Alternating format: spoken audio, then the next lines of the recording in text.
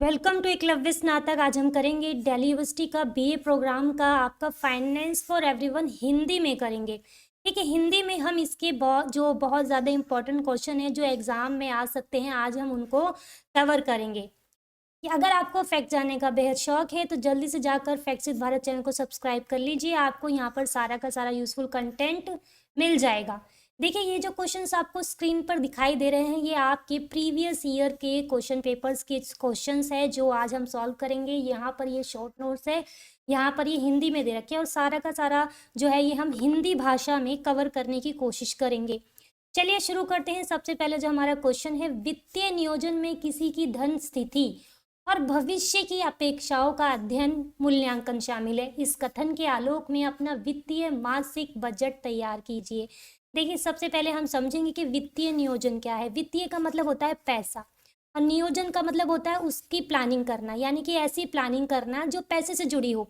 देखिए, वित्तीय नियोजन का आशय किसी ऐसी संस्था या किसी ऐसे व्यक्ति के लिए आवश्यक राशि है, यानी कि एक ऐसी पूंजी है, ऐसा पैसा है जो कुल राशि का पूर्व अनुमान लगाता है, जो बताता है कि भाई हमारे पास इतना पैसा है और हमारे पास क्या क्या भविष्य में क्या क्या ज़रूरतें पूरी हो सकती हैं और उससे रिलेटेड निर्णय लेने की प्रक्रिया है। यानी कि वित्तीय नियोजन एक ऐसी ऐसी कार्य प्रणाली है, ऐसी प्रक्रिया है जिसमें हम भविष्य के लिए पूर्व अनुमान लगाते हैं, उसी के आधार पर अपने निर्णय लेते हैं। जैसे कि हमें भविष्य में एक घर बनाना है या फिर भविष्य में हमें अपना रिटायरमेंट प्लान सोचना है, तो उसी के लिए हमें आज से ही सेविंग्स करनी पड़ेंगी। तो ये क्या हो गया, पूर्वानुमान हो गया। या इमरजेंसी में हमें पैसा चाहिए, ये भी एक तरह का पूर्वानुमान हो गया है। देखिए, जो आपके वॉकर एंड बॉर्न के अनुसार वित्तीय नियोजन वित्तीय कार्य से संबंधित है, यानी पैसे से संबंधित एक ऐसा कार्य है जिसमें कोई फर्म यानी कि कंपनी वित्तीय लक्ष्यों को निर्धारण, वित्तीय नीतियों का निर्माण और अनुमान या वित्तीय प्रविधियों का विकास सम्मिलित है। यानी कि वित्तीय नियोजन एक ऐसा कार्य है जिसमें कोई भी कंपनी अपने लक्ष्यों को, अपनी नीतियों को या फिर अपनी वित्तीय यानी कि पैसे से जुड़ी कार्य विधियों का क्या करते हैं, विकास सम्मिलित किया जाता है। वित्तीय नियोजन एक ऐसी आवश्यक और ऐसी महत्वपूर्ण प्रक्रिया है जिसमें किसी व्यवसाय की सफलता, जरूरी नहीं व्यवसायी हो, एक निजी इंसान की सफलता और असफलता भी इस बात पर निर्भर करती है कि उसके साधनों का अनुकूलतम ढंग से प्रयोग हो। यानी कि वित्तीय नियोजन यहाँ पर ये कहता है कि भाई अगर आपने अपने वित्तीय नियोजन को, अपने पैसे की तैयारी को ठीक ढंग से तैयार किया है तो आप भविष्य में जो अचानक होने वाले खर्चे हैं, रिटायरमेंट प्लान है, आपके बच्चों की पढ़ाई है, सबके लिए तैयार हो जाएंगे। वहीं आप अपनी ज़िंदगी में लग्जरी लेकर आ जाते हैं, कार खरीद ली, महंगी महंगी घड़ियां खरीद ली, महंगे महंगे घर खरीद लिए जिनकी ज़रूरत है ही नहीं, तो यहाँ पर आप असफल हो जाएंगे। क्योंकि पैसा किसी एक दिन में जो है वो नहीं बढ़ता है, वो उसके लिए समय लगता है। ठीक है। देखिए, जब संस्था किसी वित्तीय योजना एवं में वर्तमान और भावी पूंजी संबंधी आवश्यकताओं का सही अनुमान लगाया जाए, पूंजी के ढांचे के संबंध में वित्तीय नियोजन मार्गदर्शन का काम करता है। देखिए, सबसे पहले वित्तीय नियोजन क्या करता है, ये हमें आने वाले भविष्य के लिए पूंजी में क्या क्या पैसे की क्या क्या ज़रूरतें होती हैं उसका सही सही अनुमान लगाने में मदद करता है। यहाँ तक कि पूंजी के ढांचे के संबंध में, पूंजी के ढांचे का संबंध कितना है, कहाँ से पैसा आ रहा है, कितना खर्च हो रहा है, कितना हमारा एक्सपेंसेस है, कितना हमारा सेविंग्स है, ढांचा मतलब पूरा का पूरा जो पैसे का स्ट्रक्चर है उसमें मार्गदर्शन करने का काम करता है। वास्तव में व्यावसायिक संस्था की सफलता काफी हद तक एक वित्तीय नियोजन की पूर्णता पर निर्भर है। अगर आपने बहुत सही तरीके से पैसे को नियोजित किया गया है, पैसे को सही तरीके से मैनेज किया गया है, तो आपके जो लक्ष्य वो पूर्ण हो जाएंगे। वित्तीय योजना निर्धारित करने का जो चरणबद्ध जो दृष्टिकोण है, यानी कि ये स्टेप होता है। पहले आप देखेंगे कि आपकी अर्निंग कितनी है, फिर खर्चा कितना हो रहा है, फिर आपको बचत कितनी हो रही है, आप इन्वेस्ट कितना कर रहे हैं। तो सबसे पहले क्या आता है, ये चरण दर चरण, स्टेप बाय स्टेप दृष्टिकोण है। एकदम से सेविंग्स नहीं होगी। ठीक है, कि आप अपने पैसे को, अपने जीवन के लक्ष्य को कैसा पूरा करेंगे। ठीक है, एक अच्छी वित्तीय योजना आपको हर समय अपने खर्चों और निवेशों पर नियंत्रण रखने में मदद करेगी। अगर आप फ्यूचर प्लानिंग चाहते हैं, आप चाहते हैं आपका भविष्य खतरे में ना रहे पैसे से रिलेटेड, तो क्या होगा, वो आपके जो खर्चे हैं, यानी कि आपके जो बेवजह के खर्चे हैं उस पर, और निवेश यानी कि भैया म्यूचुअल फंड में डाल दिया या कहीं पे शेयर मार्केट में लगा दिया, सट्टेबाजी में लगा दिया, तो इन सब के बेकार के निवेशों से, निवेश होता है इन्वेस्टमेंट पर, जो खर्च होता है उसमें आपको कंट्रोल करने पे मदद करेगी। ये आपके लक्ष्यों की जांच भी करता है। परिभाषित समय में लक्ष्यों को प्राप्त करने के लिए परिभाषित समय का मतलब होता है, मान लो 10 साल के अंदर हमें एक फ्लैट बनाना है, तो उन लक्ष्यों को प्राप्त करने के लिए धन को प्राथमिकता देना, प्रायोरिटी देना, बचाने और निवेश करने में आपकी सहायता करता है। मान लीजिए यहाँ पे देखिए, निवेश करना, इन्वेस्ट करना कोई बुरा काम नहीं होता, लेकिन निवेश आप कहाँ कर रहे हैं, सट्टेबाजी में कर रहे हैं तो वो बैड हो गया ना। लेकिन वहीं आप निवेश किसी अच्छी पॉलिसी में कर रहे हैं, आप किसी अच्छी म्यूचुअल फंड्स में कर रहे हैं, या आपने ऐसी कोई पॉलिसी ले रखी है जिसमें आपको हाई रिटर्न मिल रहा है, तो निवेश जो होता है वो अच्छा होता है। लेकिन वो निवेश जिसमें सिर्फ खतरा हो, आपकी सेविंग्स को खतरा हो, वो बैड हो जाता है, खराब हो जाता है, गलत फैसला हो जाता है। तो ये सारी चीज़ें वित्तीय योजना के अंदर आती हैं। अब देखिए, वित्तीय योजना का महत्व क्या है और उद्देश्य क्या है। आय का प्रबंधन करने में मदद करता है। जब हमारे पैसे आते हैं, हमारी सैलरी आती है, तो उस सैलरी को किस तरीके से मैनेज किया जाए, ये हमें मदद करता है। एक अच्छी वित्तीय योजना आपको अपनी आय का बेहतर प्रबंधन करने में मदद करती है। आप कितना परसेंट सेव करेंगे, कितना परसेंट घर के महीने के खर्च में करेंगे, कितना अपने बच्चों के एजुकेशन में करेंगे, कितना आप फ्यूचर प्लानिंग के लिए अलग से निकालेंगे, तो एक अच्छा मैनेजमेंट तैयार करने में मदद करता है। हमें अपनी बुनियादी ज़रूरतों के लिए धन की आवश्यकता होती है, बिल्कुल। जो आज के टाइम में धन एक ऐसी बेसिक नीड है जिससे ज़िंदगी को संभाला जा सकता है, बेहतर किया जा सकता है। लेकिन कभी कभी अनावश्यक विलासिता होता है, जो लग्जरी चीज़ें, आईफोन ले लिया हो या फिर कार खरीद ली जिसकी ज़रूरत ना हो, उन चीज़ों पे खर्च करने से क्या होता है, ये आपके जो लक्ष्य हैं वो बाधित हो जाते हैं, पूरे नहीं होते। देखिए, नेक्स्ट जो है, अपने वित्त की योजना बनाने से आपके खर्चों पर नियंत्रण होता है, ये आप अभी पढ़ चुके हैं। और आपको बचत करने में मदद मिलेगी, बिल्कुल। जब हमारे अननेसेसरी खर्चे कंट्रोल में आ जाएंगे तो बचत अपने आप हो जाएगी। जैसे कि आपके पास एक बजट तैयार किया होगा, आपने कभी बजट तैयार किया होगा, ज़रूर किया होगा, घर में अपनी फैमिली में मम्मी को ज़रूर देखा होगा। आप आसानी से आकलन कर सकते हैं, मेज़र कर सकते हैं कि आप अधिक खर्च कर रहे हैं या बजट के भीतर है। हमेशा हर महीने का खर्चा एक नॉर्मल होता है, नॉर्मल रेशो में होता है, लेकिन अचानक खर्चा बढ़ जाता है तो हमें पता चल जाता है कि ये बजट से बाहर है या भीतर। इससे आपको ये समझने में मदद मिलेगी कि अपने लक्ष्यों तक पहुंचने के लिए आपको कितनी बचत करनी चाहिए। अगर हमें भविष्य में 25 लाख रुपए में बच्चे को विदेश की पढ़ाई के लिए भेजना है, तो 5,000 रुपये या 2,000 रुपये महीना सेविंग करने से कुछ नहीं होने वाला। तो आपके जो लक्ष्य हैं, पहले आप वो देखें, आपके लक्ष्य क्या हैं, उस लक्ष्य में कितना पैसा लगेगा और उस हिसाब से आपको कितनी बचत करनी चाहिए, ये सब वित्तीय योजना के अंदर आ जाता है। अब देखिए, निवेश चुनने में मदद। अब हमेशा ऐसा तो नहीं होता कि बच्चों, जो हमें पैसे कमा रहे हैं, जो बचत हो रही है, वो इनफ हो। कई बार हमें ऐसे निवेश करने की ज़रूरत होती है जिनसे पैसा कुछ सालों में डबल हो जाए, डबल भी ना हो तो कुछ हद तक उसमें इंटरेस्ट लग के क्या होता है, हमें बेनिफिट मिल जाए। तो इससे क्या होगा, एक आय के अलावा भी दूसरी सेविंग्स हो सकती है। देखिए, आपकी आय, जोखिम क्षमता और लक्ष्यों के अनुरूप निवेश चुनने के लिए एक वित्तीय योजना होना आवश्यक है। देखिए, वित्तीय योजना होना बहुत ज़्यादा आवश्यक होता है। इससे आपको हर समय संतुलित निवेश पोर्टफोलियो बनाए रखने में मदद मिलेगी। जब आप फाइनेंशियल प्लानिंग करेंगे, आपको लगेगा कि भाई हमारी सैलरी से ये चीज़ें नहीं हो रही हैं, तो आप क्या करेंगे, उसमें सोचेंगे भाई कहीं इन्वेस्ट कर देते हैं। और इन्वेस्ट करने के लिए आप बहुत सारे पोर्टफोलियो, बहुत सारी पॉलिसीज़ के बारे में जानेंगे, जिससे आपको क्या मिलेगी, निवेश चुनने में मदद मिलेगी कि हमारे लिए कौन सा बेहतर है, जिससे जोखिम की क्षमता का जो अंदाज़ा है वो भी आपको हो जाएगा। आप रैंडमली किसी में इन्वेस्ट नहीं करेंगे। तो वित्तीय योजना आपको ये भी बताती है कि आपको कहाँ सही तरीके से निवेश करना है और कहाँ नहीं करना है। ठीक है। अब सेवानिवृत्ति जीवन शैली। देखिए, क्या होता है कि आराम से सेवानिवृत्ति का मतलब होता है रिटायरमेंट हो जाओ। जीवन तभी संभव है जब आपकी वित्तीय स्थिति और स्वस्थ है। क्या होता है, जब इंसान रिटायरमेंट हो जाता है, लेकिन रिटायरमेंट होने के बाद भी निरंतर उसके खर्चे चलते रहते हैं, खर्चों पे कभी भी लगाम नहीं लगती। तो ऐसे में एक ऐसी जीवन शैली का होना बहुत ज़रूरी है जहाँ पे आप रिटायरमेंट के बाद एक आराम की ज़िंदगी जी सके। इसका मतलब हुआ कि चिकित्सा वे, अब जब आप बूढ़े होंगे तो देखो खर्चा, बीमारियों वाले खर्चे तो बढ़ ही जाते हैं, इसमें कोई दो राय नहीं। बुढ़ापे के साथ बीमारियां आती ही हैं। अन्य आपात स्थितियां, कोई भी इमरजेंसी हो सकती है जिसमें आपको नकदी होता है, कैश का भंडार होना बहुत ज़रूरी है। ये एक ऐसी उचित वित्तीय योजना है जो आपके सेवानिवृत्ति लक्ष्यों को सूचीबद्ध किया जाएगा, जिससे आपकी आय और व्यय यथासंभव विस्तृत होंगे। ठीक है। यानी कि कहने का मतलब ये है कि आपके पास एक रिटायरमेंट प्लान करने में जो आपकी वित्तीय योजनाएं मदद करती है, क्योंकि खर्चे कभी भी जीवन पर्यंत खत्म नहीं होते हैं। और आपको अचानक से आप इमरजेंसी वाली सिचुएशन में आपके पास पर्याप्त भंडार होना बेहद बेहद ज़रूरी है, ताकि आपकी जो सेवानिवृत्ति के बाद, जो रिटायरमेंट के बाद जो आपके लक्ष्य हैं वो पूरी तरह से विस्तृत और यथासंभव पूर्ण हो जाएं। ठीक है, अब आता है महंगाई का प्रबंधन करें। वित्तीय योजना आपके बजट को बेहतर तरीके से नियोजित करके मुद्रास्फीति का मतलब होता है महंगाई, ठीक है, का को प्रबंधित करने में आपकी सहायता करता है, क्योंकि आप तभी अपने भविष्य के वित्त में एक स्पष्ट तस्वीर प्राप्त कर पाएंगे।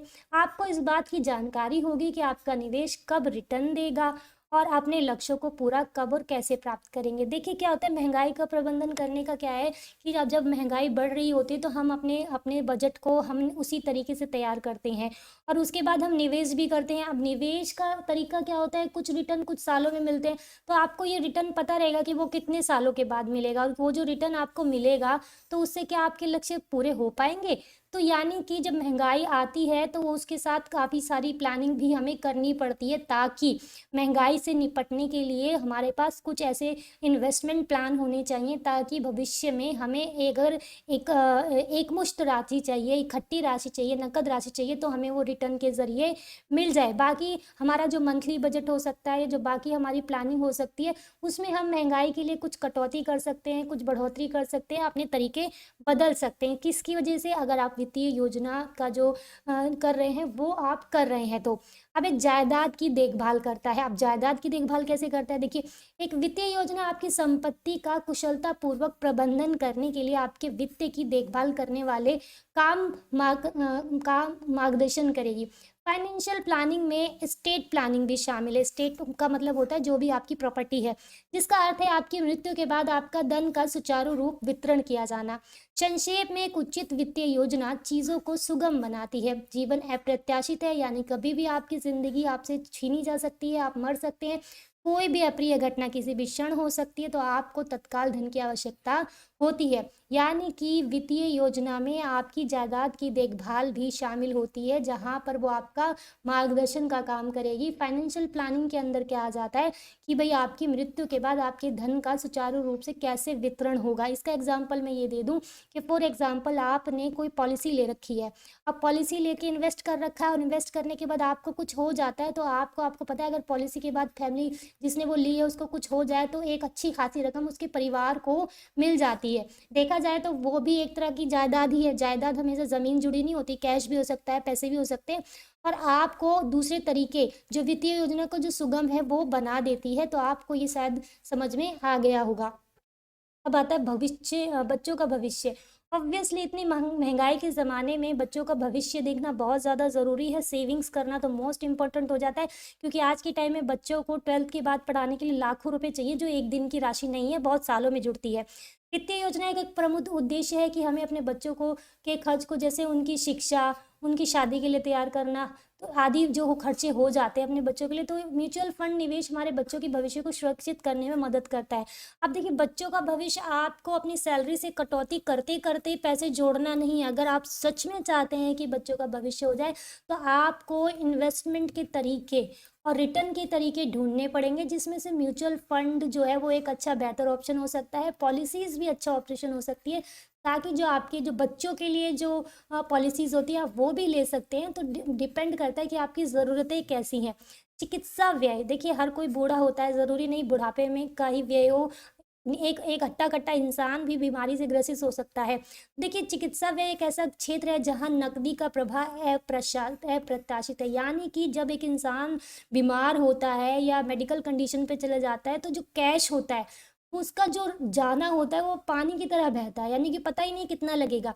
इसलिए आपकी वित्तीय योजना का पहला भाग एक अच्छी चिकित्सा दावा नीति के माध्यम से अपनी और अपने परिवार की सुरक्षा पर केंद्रित होना चाहिए। ऐसा करने से चिकित्सीय आपात स्थिति में संबंधित किसी भी अप्रत्याशित खर्च का भी ध्यान रखा जाएगा। यानी कि देखिए मेडिकल की जो कंडीशंस होती है उसके लिए भी वित्तीय योजना बनाना बहुत ज़रूरी है, क्योंकि मेडिकल कंडीशन में जब पैसा खर्च होता है तो वह अप्रत्याशित होता है, आप अंदाज़ा नहीं लगा सकते कि कितना है। तो वित्तीय योजना आपको अप्रत्याशित खर्चों से भी बचाता है, हेल्प करता है। अब आते हैं वित्तीय योजना के घटक। देखिए, कोई कंपनी हो, कोई फैमिली हो या इंडिविजुअल हो, कोई व्यक्तिगत हो, तो उसमें मेन कंपोनेंट्स क्या आते हैं? यानी कि सबसे पहले क्या आ जाएगा? बजट। या अगर आप कोई बिजनेस भी खोल रहे हैं या आप एक अर्निंग पर्सन है या आपकी फैमिली है, तो सबसे पहले आप बजट देखेंगे कि आपका बजट क्या है। बजट एक ऐसी प्रक्रिया है जहां आप अपने व्यय, अपने खर्चों का हिसाब लगाते हैं। खर्चों का ब्यौरा लिखना ही बजट कहलाता है। ठीक है, बजट बनाने के लिए आपकी आय का व्यय के साथ सही तालमेल होना जरूरी है। बजट का मतलब ये नहीं है कि 20,000 आ रहे हैं और 20,000 ही चले गए, तो ये बजट नहीं है। बजट ये है कि जो आपकी इनकम है और जो आपके खर्चे हैं उसके साथ सही तालमेल होना चाहिए। आपको ज़रूरी खर्चों और गैर सरी ज़रूरी खर्चों का पता होना चाहिए, जिससे आपकी बचत जो है बढ़ जाए। बजट का ओवरऑल मतलब ये है कि सेविंग्स होए या सेविंग्स भी ना होए तो ऐसी कंडीशन आए जहां आपको प्रॉफिट हो। तो बजट में प्रॉफिट हिडन होता है, सेविंग्स हिडन होती है, उसी को गुड बजट कहेंगे। अब आता है कि भाई, चाहे कंपनी हो चाहे इंडिविजुअल हो, अपने वहाँ पे ऋण जैसी कंडीशन होती है, कर्ज कर्ज जैसी कंडीशन होती है। देखिए, ऋण वह है जो किसी से मांगा या लिया गया जाता है, जिसमें बैंक से लिया गया लोन या क्रेडिट कार्ड भी शामिल है। हर ऋण हर स्थिति में बुरे ही होते हैं। अब भाई, आप कर्जदार हैं तो ये अच्छी कंडीशन तो बिल्कुल भी नहीं है। लेकिन शिक्षा के लिए लिया गया लोन, घर खरीदने के लिए लिया गया लोन या फिर किसी व्यवसाय के लिए लिया गया लोन अच्छे ऋण में गिना जा सकता है। वहीं गैर जरूरी खर्चों के लिए लिया गया लोन बुरे ऋण की निशानी है।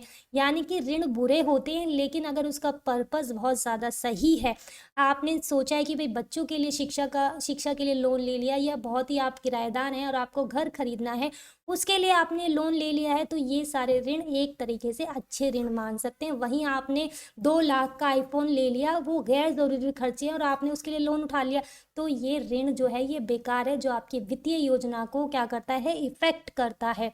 अगर सेविंग्स, अगला जो हमारा कंपोनेंट है वित्तीय योजना में, भाई बचत होनी चाहिए, सेविंग्स होनी चाहिए। बचत आपकी आय का वह हिस्सा है जो सारे खर्चों के बाद, या फिर बाद है, बाद बच जाता है, सॉरी, ये बच जाता है। ठीक है, फिर या फिर ऐसी राशि है जो भविष्य के लिए जोड़ी जाती है। देखिए, बचत वो नहीं है जो एक महीने जोड़ी और दूसरे महीने खर्च कर दी।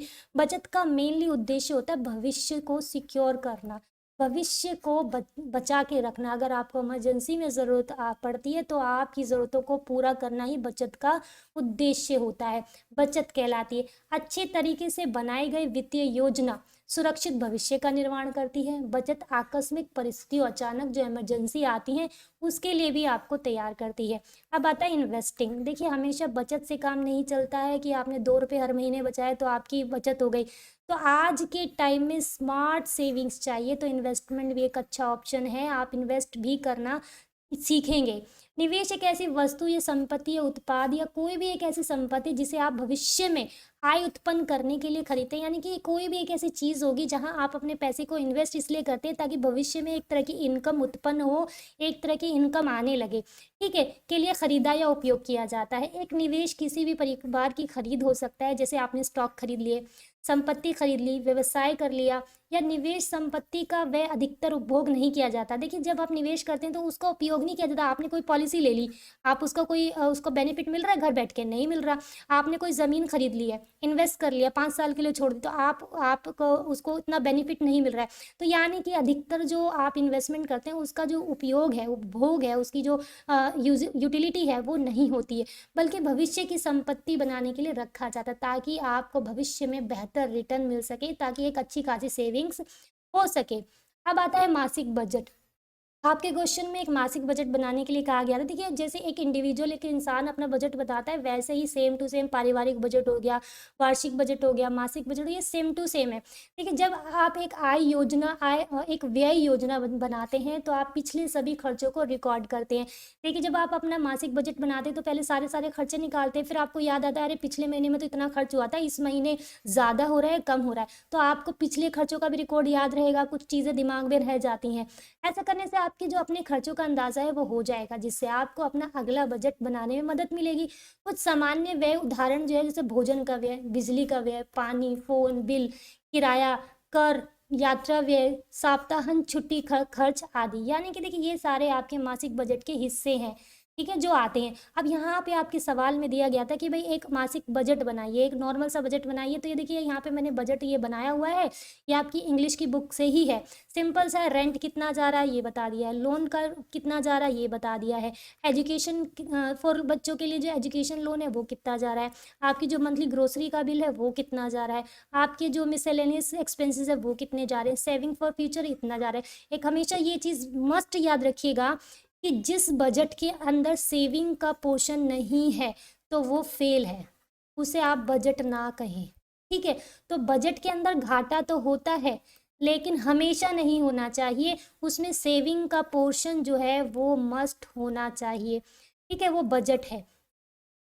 चलिए अब अपना दूसरा क्वेश्चन करते हैं। एक जमा खाता एक बैंक खाता है जिसे एक वित्तीय संस्थान यानी कि जो फाइनेंशियल इंस्टीट्यूशंस होते हैं जैसे कि बैंक्स द्वारा रखा जाता है, जिसमें एक ग्राहक एक कस्टमर अपने पैसे को जमा करता है और निकाल भी सकता है। इस कथन के संदर्भ में सावधि जमा और आवर्ती जमा को परिभाषित करें।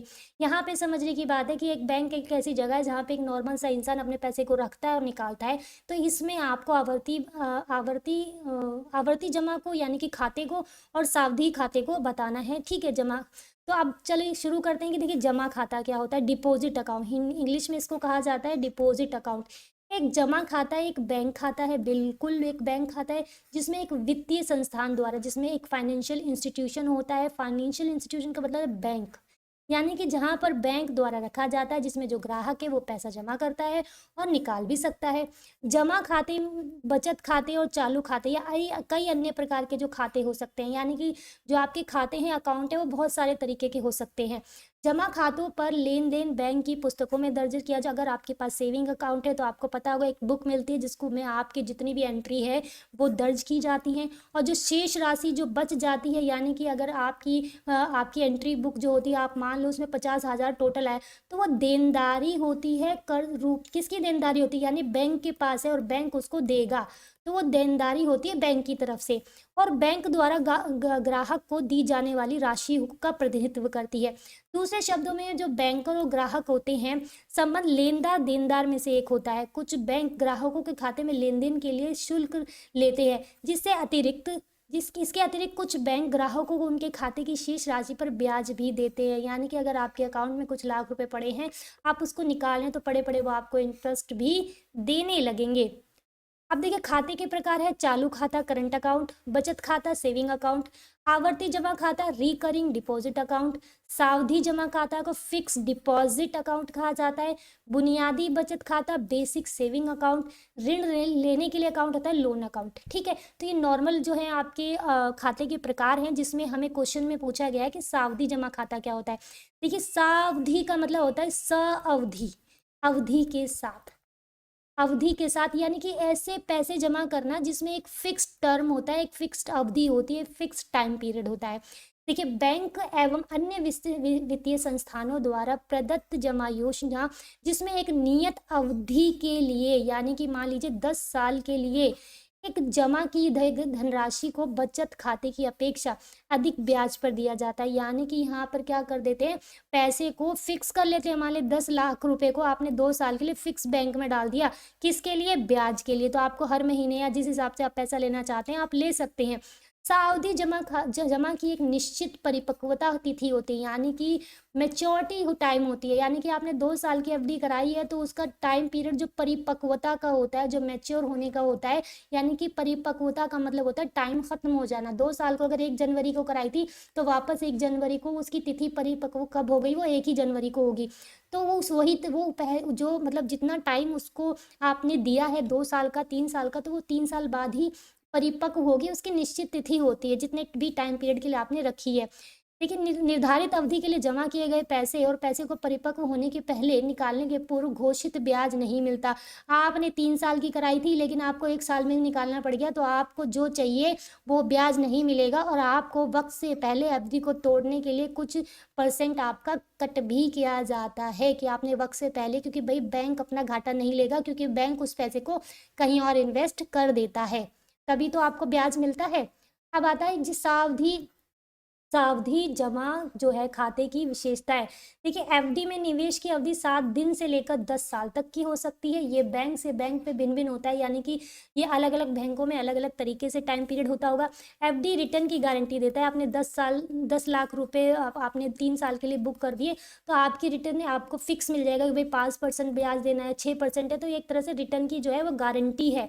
एफडी वरिष्ठ नागरिकों के लिए अधिक रिटर्न देता है, यानी कि अगर आपने ऐप वगैरह में देखा होगा तो वहाँ पर वरिष्ठ नागरिकों के लिए आपकी मान लीजिए परसेंटेज में 6% है, तो वरिष्ठों के लिए 6.7 होगा। तो यानी कि वरिष्ठ नागरिक जो बूढ़े लोग हैं उन लोगों के लिए अधिक रिटर्न होता है, उनको ब्याज का प्रतिशत जो है ज़्यादा मिलता है। एफडी खाते की जो अवधि होती है वो लचीली होती है। एफडी अवधि 7 दिनों से लेकर 10 वर्ष के बीच होती है, जिसमें जमाकर्ताओं को एफडी खाते की अवधि तय करने में पर्याप्त लचीलापन मिल जाता है। यहाँ पर आप सोचेंगे अगर आपको 7 दिन की जरूरत है 7 दिन की करिए, 10 वर्ष की करना है 10 वर्ष की करिए, 2 साल की करनी है 2 साल की करिए। तो यानी इतनी फ्लेक्सिबिलिटी है, जितनी आपकी जरूरत है उस हिसाब से आप एफडी का टाइम पीरियड चुन सकते हैं।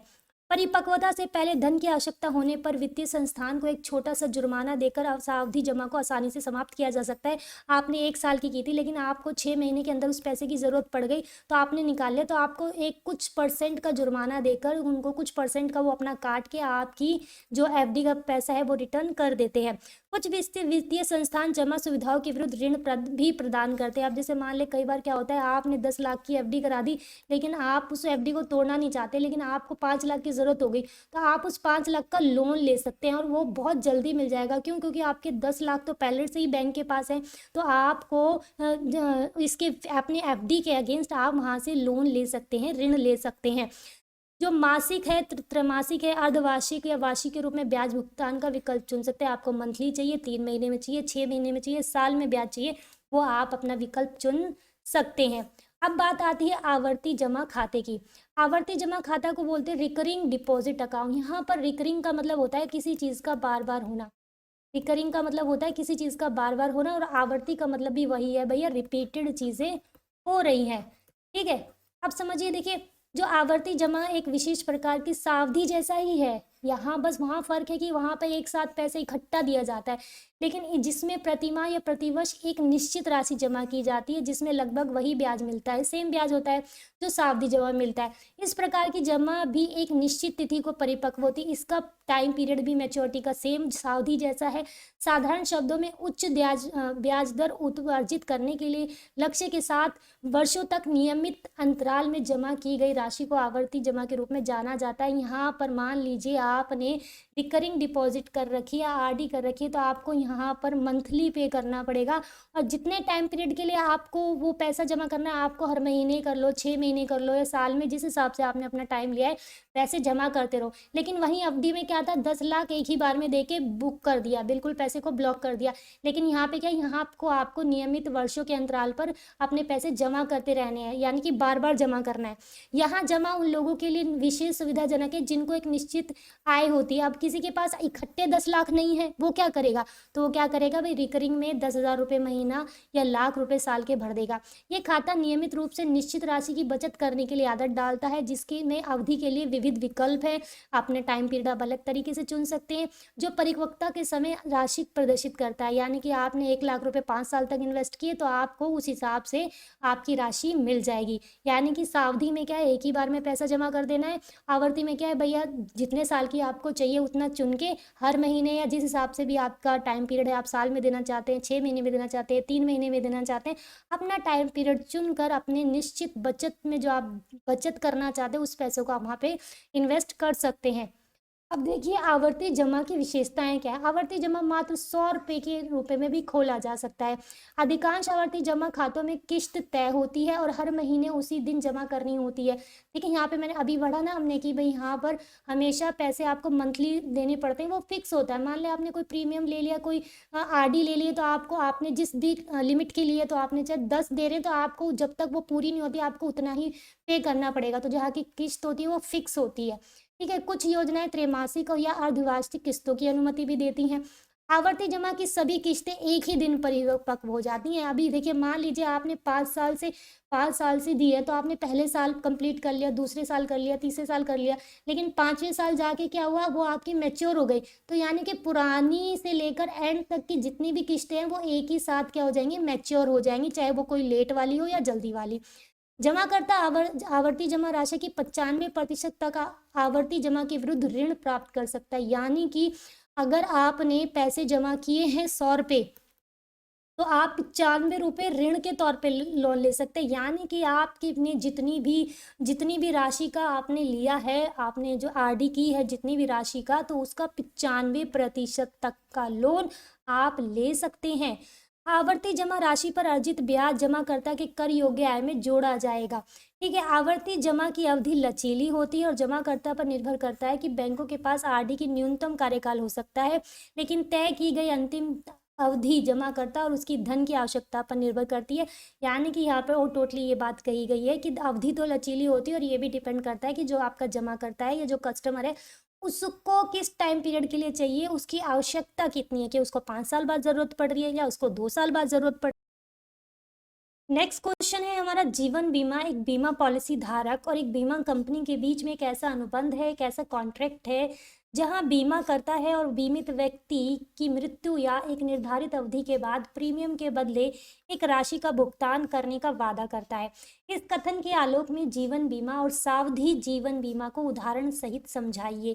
तो यहाँ पर देखिए, उसका उत्तर है जीवन बीमा पॉलिसी एक व्यक्ति और एक बीमा प्रदाता कौन है, इंश्योरेंस कंपनी, इसके बीच में एक ऐसा कॉन्ट्रैक्ट होता है जिसमें इंश्योरेंस कंपनी पॉलिसी धारक को क्या करते हैं, मासिक शुल्क, जिसे फीस भी कहा जाता है या जिसे प्रीमियम कह सकते हैं, जो आप पे करते हैं, के एवज में आर्थिक सुरक्षा देता है।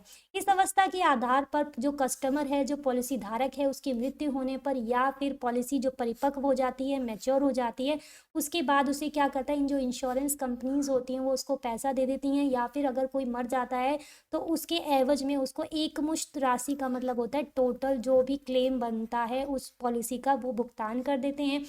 पॉलिसी खरीदार की जो व्यक्तिगत मांगों और ज़रूरतों के हिसाब से बाजार में विभिन्न प्रकार के जीवन पॉलिसी जो हैं वो अवेलेबल होती हैं। तो जीवन बीमा एक ऐसी पॉलिसी है, एक ऐसी ऐसी व्यवस्था है, एक ऐसी स्कीम है जिसमें या तो किसी की डेथ के बाद बेनिफिट मिलता है या फिर एक टाइम पीरियड पूरा होने के बाद उसको आर्थिक सुरक्षा मिल जाती है।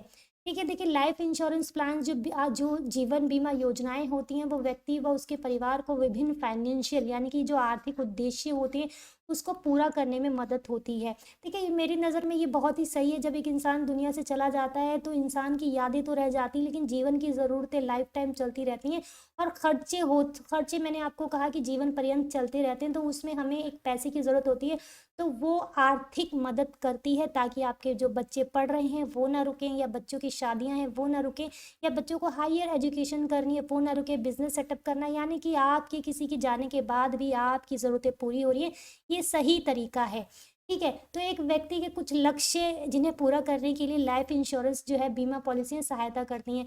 अब वो लक्ष्य क्या क्या हो सकते हैं, मृत्यु की स्थिति में आर्थिक सुरक्षा, यानी कि कोई मर भी जाता है तो भी आपके परिवार को हेल्प मिलेगी, बच्चों की शिक्षा के लिए मदद मिलती है, बच्चों के विवाह के लिए मदद मिलती है, अगर आपको घर खरीदना है या घर का मालिक बनना है उसमें भी आपको मदद मिलती है।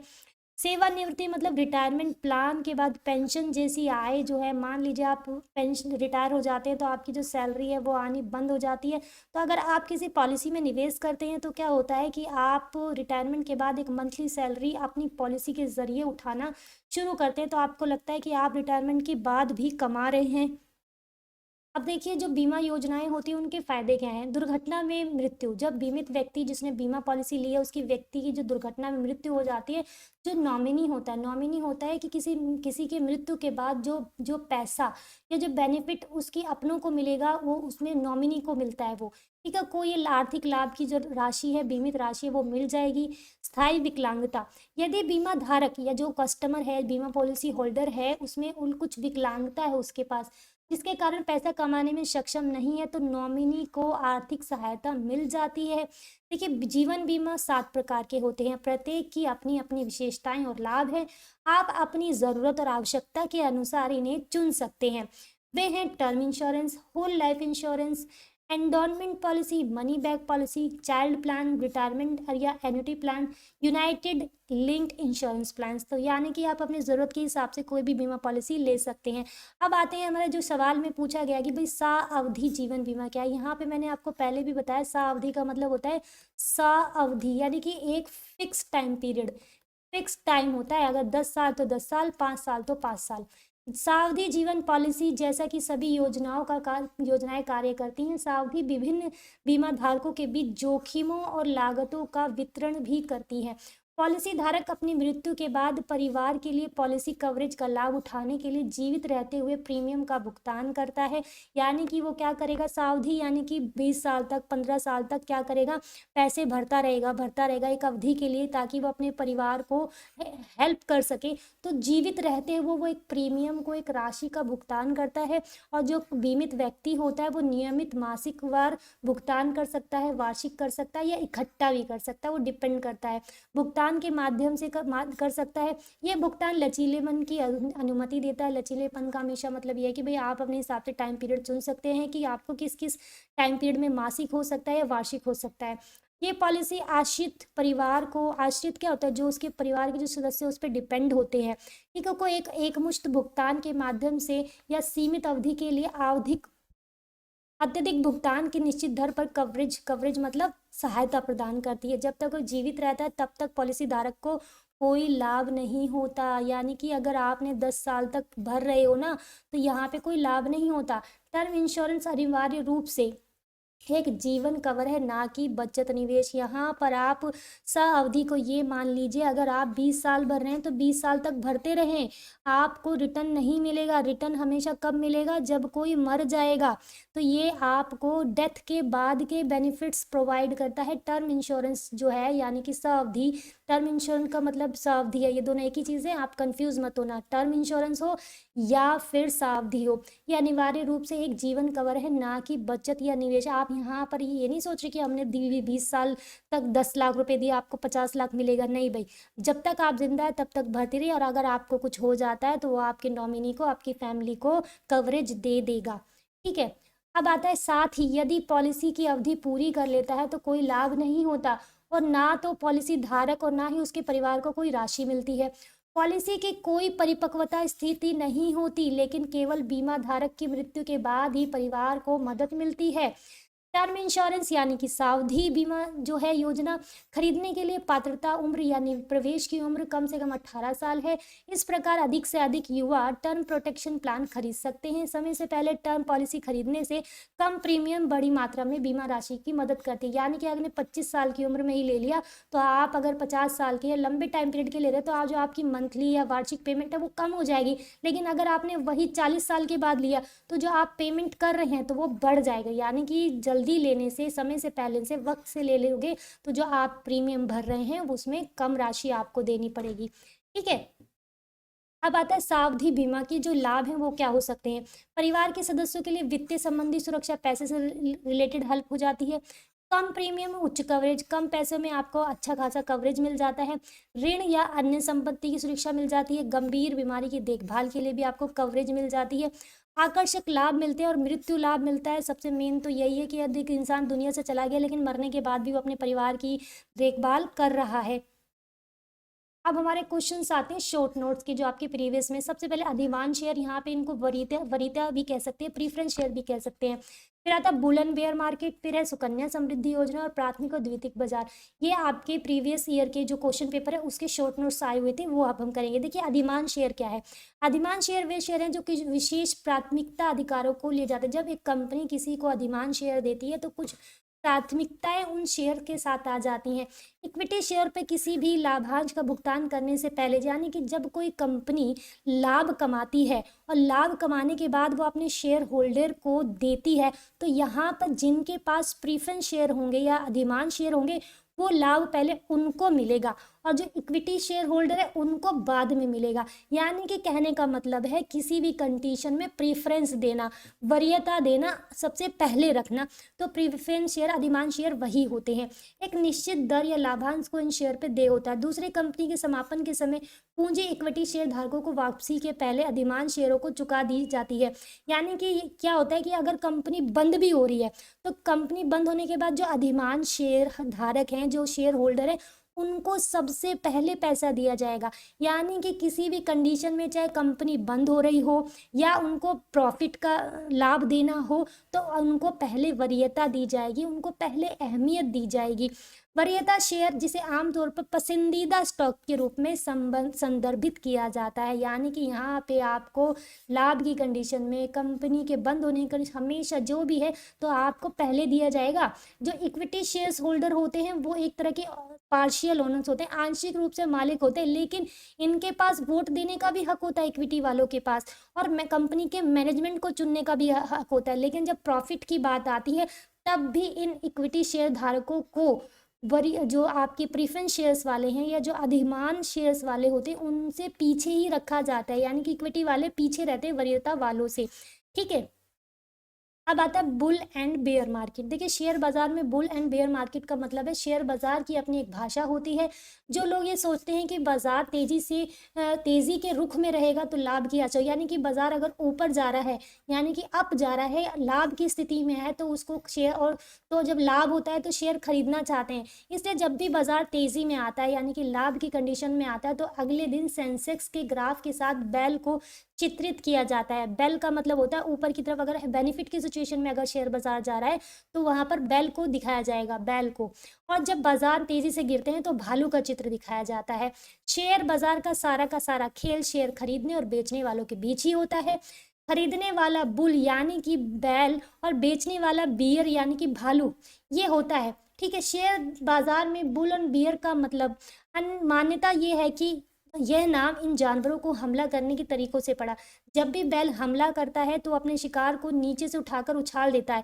यहाँ पर क्या है कि जब मार्केट, जो शेयर मार्केट की जो मार्केट होती है वो जब ऊपर जाती है यानी कि प्रॉफिट की कंडीशन में जाती है तब उसे बोल देते हैं, क्या बोलते थे, बुल, क्योंकि उछाल आ गया।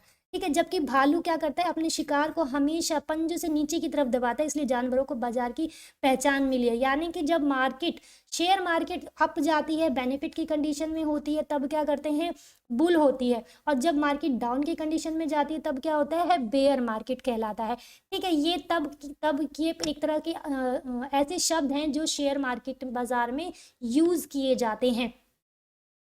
अब है सुकन्या समृद्धि योजना। सुकन्या समृद्धि योजना बालिकाओं के लाभ के लिए शुरू की गई एक ऐसी सरकार द्वारा समर्पित एक बचत योजना है। ये बेटी पढ़ाओ बेटी बचाओ के लिए एक ऐसा विकल्प है, एक ऐसी योजना है जो 10 वर्ष से कम उम्र की बालिकाओं के माता पिता इस योजना के तहत बालिकाओं का अकाउंट खोल सकते हैं। ये अकाउंट बैंकों, पोस्ट ऑफिसों में खोला जा सकता है, और ये अकाउंट जो है 21 वर्ष तक या 18 वर्ष की आयु के बाद उसकी शादी होने तक चलाया जा सकता है। सुकन्या समृद्धि योजना 21 साल में मैच्योर हो जाती है। हालांकि लड़की की उम्र 18 साल होने के बाद पढ़ाई के लिए इस खाते को राशि निकाली जा सकती है। पूरी रकम 21 साल के बाद ही निकाली जा सकती है। फरवरी 2023 तक इस योजना के तहत करीब 3 करोड़ अकाउंट खोले जा चुके हैं।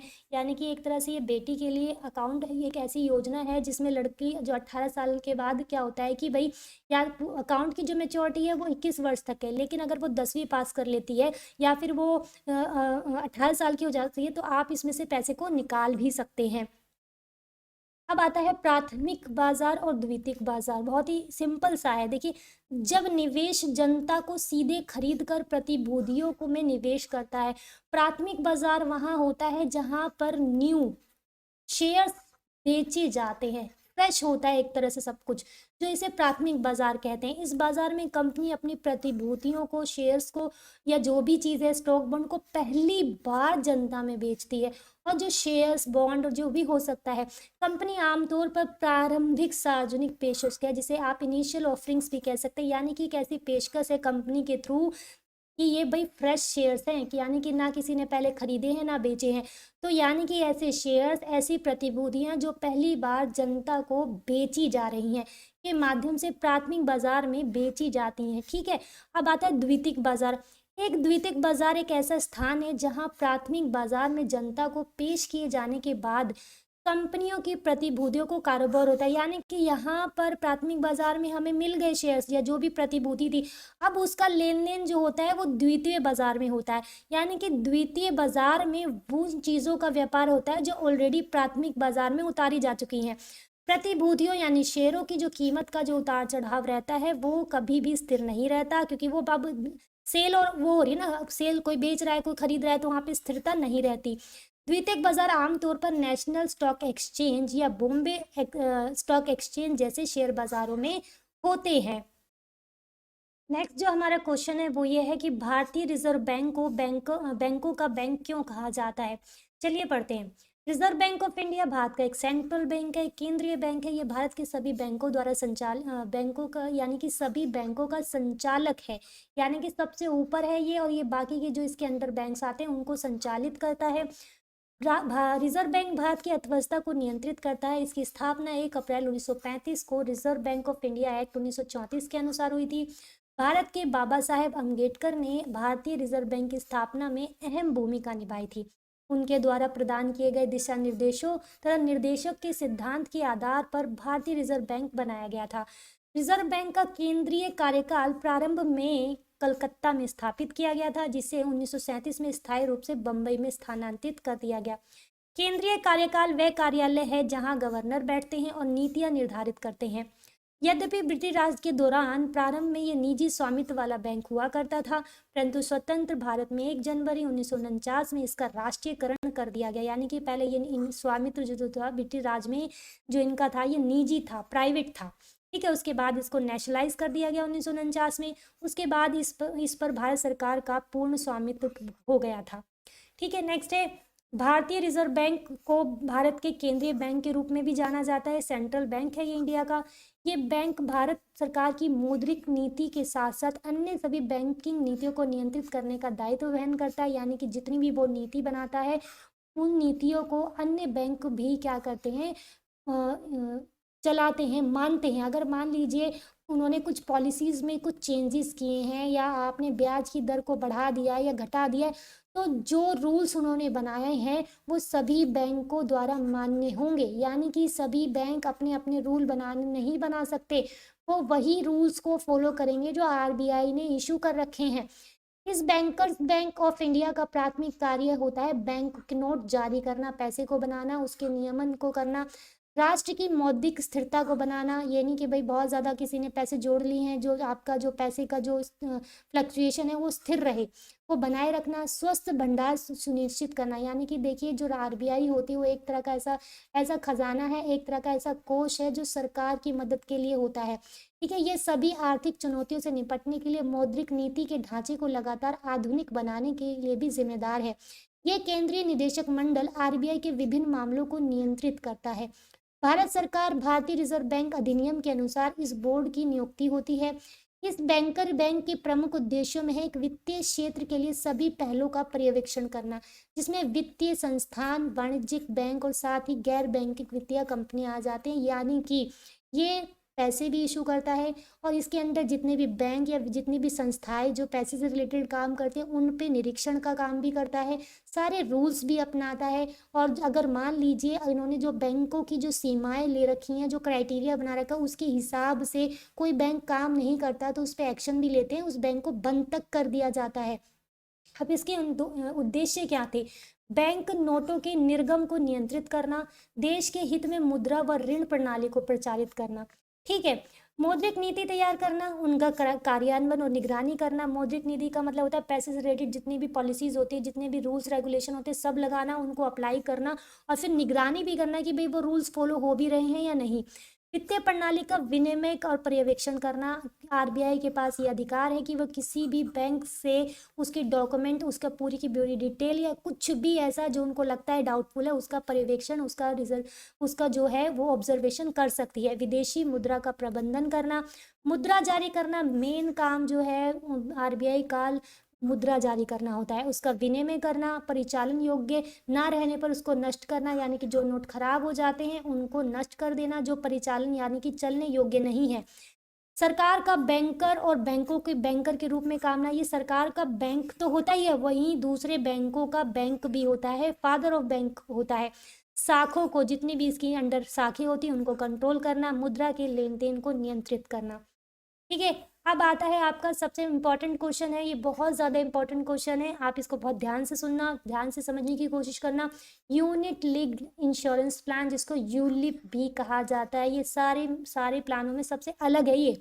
ठीक है, देखिए जो यूनिट लिंक इंश्योरेंस प्लान होता है, जिसे यूलिप भी कहा जाता है, एक तरह का लाइफ इंश्योरेंस होता है, एक तरह का जीवन बीमा प्रोडक्ट होता है, जिसमें जो बीमा धारक होता है, जो कस्टमर होता है, वो वेल्थ क्रिएट करता है। वेल्थ क्रिएशन का मतलब होता है पैसा, पैसा जमा करता है, पैसा बनाता है अपना, और लाइफ इंश्योरेंस के फायदे भी लेता है, डबल फायदे लेता है। यानी कि अगर अभी आपने सावधि बीमा पॉलिसी में पढ़ा था कि जीते जी आपको उसका फायदा नहीं मिलता, लेकिन इसका एक एक्सेप्शन ये है कि इसकी जो ये वाली पॉलिसी है वो यूलिप है, इसमें आपको जीते अगर आप जी गए तो आपको आपका रिटर्न मिल जाएगा, और मर गए तो लाइफ इंश्योरेंस वाले फायदे मिल जाएंगे। तो ये वाला जो प्लान है ये डबल बेनिफिट का, इन्वेस्टमेंट के साथ साथ लाइफ कवर भी हो जाती है। यानी कि एक ऐसा प्लान जिसमें एक तरफ टर्म प्लान वाली कवर प्रदान होती है, यानी कि आप मर गए तो आपकी फैमिली बच जाएगी, उनको पैसा मिल जाएगा। अगर आप जी गए, आपके पास अच्छी खासी हेल्थ है, तो आपको रिटर्न मिल जाएगा। वहीं आपके टर्म प्लान में, सावधि प्लान में रिटर्न जो जीते जी पैसा नहीं मिल रहा था, ठीक है, का मौका मिलता है। आसान शब्दों में जो यूलिप है, यूनिट लिंक इंश्योरेंस जो प्लान है, इसको यूनिट से संबंध बीमा भी कह सकते हैं। बीमा कंपनियों द्वारा प्रस्तुत एक ऐसा बीमा या निवेश योजना है जो न केवल बीमा ही देती है बल्कि निवेश के लाभ भी प्रदान करती है। साथ ही सेक्शन 80 के तहत इसमें इनकम टैक्स की जो रियायत भी मिलती है। कुल मिलाकर बाजार में मौजूद तमाम प्रोडक्ट्स की तुलना में ये एक शानदार इन्वेस्टमेंट टूल है। ठीक है, अब देखिए इसमें फ़ायदा क्या है। इसमें सबसे बड़ा फ़ायदा तो यह है कि इसकी मैच्योरिटी पर मिलने वाली रकम पूरी तरह से टैक्स फ्री होती है। ठीक है, यानी कि आपने 10 साल की ली थी, 10 साल बाद जो आपको पैसा मिलेगा, जो उस पर ब्याज मिलेगा, उस पर टैक्स फ्री रहेगा। यह आपको निवेश के साथ साथ जीवन बीमा वाले फायदे भी देता है। ठीक है, डेथ बेनिफिट भी शामिल है। ठीक है, इमरजेंसी की स्थिति में इसमें पार्शियल विड्रॉल का मतलब होता है आप इमरजेंसी की स्थिति में जो पैसा आपने जमा किया है, थोड़ा बहुत आप उससे निकाल सकते हैं। ठीक है, सुविधा मिलती है, ये राशि भी टैक्स फ्री हो सकती है। आपके लॉन्ग टर्म लक्ष्यों की प्राप्ति में सहायक हो सकता है, जैसे कि कार लेना, घर लेना, बच्चों की शिक्षा या कार खरीदना आदि। यूलिप में डेथ बेनिफिट भी शामिल होता है। अगर आप पॉलिसी की अवधि के दौरान, पॉलिसी जो होल्डर है यानी कि जिसके पास पॉलिसी है, उसके किसी भी कारण से मौत हो जाती है, तो नॉमिनी को बीमा की एक मुश्त, यानी कि जितने कभी वो बीमा थी राशि थी, उसकी टोटल राशि उनको दी जाती है, और ये टैक्स फ्री होती है। ठीक है, तो यूलिप में 5 साल का लॉक इन पीरियड होता है। 5 साल में लॉक इन पीरियड का मतलब होता है कि भाई आपका पैसा 5 साल तक के लिए ब्लॉक रहेगा। 5 साल बाद आप विड्रॉल निकालेंगे तो आपको कोई पैसा नहीं लगेगा विड्रॉल पर, क्योंकि आपने उसका टाइम पीरियड पूरा किया है, तब जाके आपने उसके पैसे, विड्रॉल का मतलब होता है पैसे निकालना। इमरजेंसी की स्थिति में इसमें पार्शियल विड्रॉ की सुविधा मिलती है। ये राशि भी टैक्स फ्री होती है। आपके लॉन्ग टर्म के लक्ष्यों की प्राप्ति में सहायक हो सकता है, जैसे कि घर लेना, ये रिपीटेड हो रहा है यहाँ पर, बच्चों की शिक्षा में आदि। यानी कि यूलिप जो है सारी बीमा पॉलिसी में सबसे यूनिक इसलिए है क्योंकि वो क्या करता है कि वो जीते जी भी आपने जो इतना पैसा दिया है वो आपको अच्छी खासे ब्याज पे रिटर्न वापस देगा। अगर आप मर गए तो आपकी फैमिली को कवर दे देगा, जबकि बाकी पॉलिसीज में सारे के सारे बेनिफिट आफ्टर डेथ होते हैं। ठीक है, अब हमारा नेक्स्ट क्वेश्चन है, भारतीय डाक कौन कौन सी वित्तीय योजनाएं प्रदान करता है। देखिए, बचत हमारे समाज का एक गहन चर्चा का विषय है। भारत में ऐसे व्यक्ति के लिए कई विकल्प उपलब्ध हैं जो कुछ राशि बचाना चाहते हैं। पोस्ट ऑफिस की बचत योजनाएं ऐसा ही एक विकल्प है। डाक विभाग के पास लगभग 1.5 लाख से अधिक डाकघरों में नेटवर्क फैला हुआ है, और ये नेटवर्क दुनिया का सबसे बड़ा नेटवर्क है। डाकघरों में 9 से भी ज़्यादा विभिन्न तरीके की बचत योजनाएं पेशकश की जाती हैं। यानी कि अगर आप सोच रहे हैं कि भाई आप सेविंग करें और सेविंग करने के लिए ऑप्शन ढूंढ रहे हैं, तो पोस्ट ऑफिस, आपको लगता है कि चिट्ठियां बांटने का काम करता है, लेकिन पोस्ट ऑफिस उससे कहीं बढ़कर है। वहाँ पर 9 से ज़्यादा विभिन्न बचत योजनाएं भी चलाई जाती हैं। ठीक है, जो उच्च जो योजनाएं होती हैं वो उच्च ब्याज दर देती हैं। कर योजना में जो आपका टैक्स होता है वो भी बचता है, आदि के रूप में कई लाभ प्रदान करते हैं। अपने स्वयं के व्यक्तिगत वित्त को संभालने के लिए डाकघर बचत योजनाएं के बारे में जानना बेहद जरूरी है। देखिए, अब डाकघर की जो बचत योजनाएं हैं उसमें सबसे पहले आता है बचत खाता। जैसे बैंकों में सेविंग अकाउंट होते हैं, ऐसे ही पोस्ट ऑफिस में भी सेविंग अकाउंट होते हैं। इस खाते का उपयोग धन को सुरक्षित रखने, पैसे को निकालने, धन को जमा करने या फिर आसान प्रेषण यानी कि ट्रांसफर करने के लिए भी किया जाता है। ठीक है, सरल शब्दों में ये एक ऐसा खाता होता है जिसका उपयोग पैसे बचाने, दिन प्रतिदिन के लेन देन करने के लिए किया जा सकता है। ये खाता 500 रुपये के साथ साथ एक वयस्क या दो वयस्कों यानी कि एक अडल्ट इंसान, अडल्ट को 18 साल से ऊपर, या दो या नाबालिग, यहाँ पर जो भी नाबालिग है वो अपने गार्जियन के साथ मिलकर यहाँ पर अकाउंट खोल सकते हैं। ठीक है, जो प्रत्येक ब्याज प्रत्येक वित्तीय वर्ष के अंत में खाते में जमा, यानी कि आपको सालाना जो भी ब्याज है आपके खाते में आ जाएगा। दूसरा होता है 5 year post office recurring deposit account. Recurring मैंने आपको पहले भी बताया था, आवर्ती, यानी कि 5 वर्ष का आवर्ती जमा खाता। आवर्ती का मतलब होता है बार बार, ठीक है, यानी कि रिपीटेड। आवर्ती का अर्थ है एक बार से बजाय नियमित रूप से हो रहा है। आरडी योजनाओं का, या आरडी का मतलब यहाँ पर समझ लीजिए हम आरडी, ये वाला रिकरिंग डिपॉजिट अकाउंट को शॉर्ट फॉर्म में आरडी यहाँ पर बोला जा रहा है, आवर्ती जमा बोला जा रहा है, कंफ्यूज मत होना। जो आरडी योजना का जो उद्देश्य है वो व्यक्ति को नियमित रूप से बचत करने के लिए प्रोत्साहित करता है। आरडी न्यूनतम खाता जो 100 रुपये में प्रतिमाह या फिर 10 के गुणकों, यानी कि 100 रुपये या फिर 100 से गुणा होने वाले 10 के जो जितने भी गुणक है, यानी कि 10, 20, यानी कि जो 10 से गुणा हो जाए उस राशि पे खोला जा सकता है। यानी कि 1000, मान लीजिए 1000 का गुणक क्या हो गया, 2000, 3000, ऐसे 100 का गुणक या 10 का गुणक। तो यहाँ पर 10 के गुणकों में या 10 के मल्टीप्लिकेशन में ये जो है आपका खाता खोला जा सकता है। इन जमाओं पर तिमाही आधार पर चक्रवृद्धि लागू, यानी कि यहाँ पर साधारण ब्याज नहीं मिलता आपको, चक्रवृद्धि ब्याज लागू होता है। चक्रवृद्धि ब्याज कौन सा होता है, जहाँ पर ब्याज पर भी ब्याज मिलता है। ठीक है, जो आपके आरडी खाते हैं वो 5 साल और 5 साल और बढ़ा सकते हैं, यानी कि आपने 5 साल का ले रखा है लेकिन आप उसमें 5 साल और ऐड कर सकते हैं। आवर्ती जमा को जोखिम मुक्त माना जाता है क्योंकि ये बाजार पर निर्भर नहीं होते हैं, यानी कि ये जो आरडी होती है, ये जो आवर्ती जमा होता है, इसका जो पैसा होता है वो बिल्कुल जोखिम फ्री होता है, क्योंकि ये शेयर मार्केट में या ऐसी जगह नहीं इन्वेस्ट नहीं किया जाता जहाँ पर आपका पैसा डूब जाए। और आरडी खाते को 5 साल और बढ़ाया जा सकता है जब वो अपनी टाइम लिमिट को पूरा कर देता है। खाता खोलने के 1 साल बाद खाता धारक अपनी जमा राशि का 50% भी निकाल सकता है। इमरजेंसी में आपने 1 साल जो पैसे दिए तो आप उसका 50% भी आरडी अकाउंट से निकाल सकते हैं। अब आता है नंबर 3 पर पोस्ट ऑफिस का टाइम डिपॉजिट, यानी कि सावधि जमा। ये सावधि का मतलब मैंने समझाया था कि एक लॉक इन पीरियड होता है एक अवधि के साथ, 5 साल तो 5 साल, ठीक है। देखिए, ये एक निश्चित अवधि के लिए, एक निश्चित टाइम के लिए एक ऐसी निश्चित राशि जमा करते हैं, यानी कि 10 लाख कर दिए 10 साल के लिए, यानी कि निश्चित राशि हो गया, निश्चित ही टाइम हो गया। इस अवधि के अंत में आपको परिपक्व राशि मिलती है जिसमें आपको 10 साल बाद एक राशि मिलेगी, उसके साथ ब्याज भी मिलेगा। या फिर एक ऐसा होगा कि भाई बेनिफिट मिला, 10 लाख रुपए जमा किए 10 साल के लिए, आपको 20 मिल गए, ठीक है, वो आपको राशि मिल जाएगी। सभी जो आपकी टीडी खाते हैं, जो भी आपके टर्म डिपॉजिट, टाइम डिपॉजिट खाते हैं, सावधि खाते हैं, का ब्याज वार्षिक रूप से दे होता है, यानी कि आपको 1 साल में मिलेगा, वार्षिक रूप से वो पैसे आपको मिलेंगे। लेकिन जो इसकी गणना है, जो इसका जो कैलकुलेशन है वो त्रिमाही होता है, 3 महीनों में होता है। टीडी खाते खोलने के लिए न्यूनतम राशि 1000 रुपये चाहिए। टीडी का मतलब यहाँ पर शॉर्ट फॉर्म में है बच्चों, यहाँ पर टीडी का मतलब होता है टाइम डिपॉजिट, हिंदी में सावधि जमा, ठीक है। आप सावधि जमा को 1, 2, 3 या 5 साल के लिए रख सकते हैं।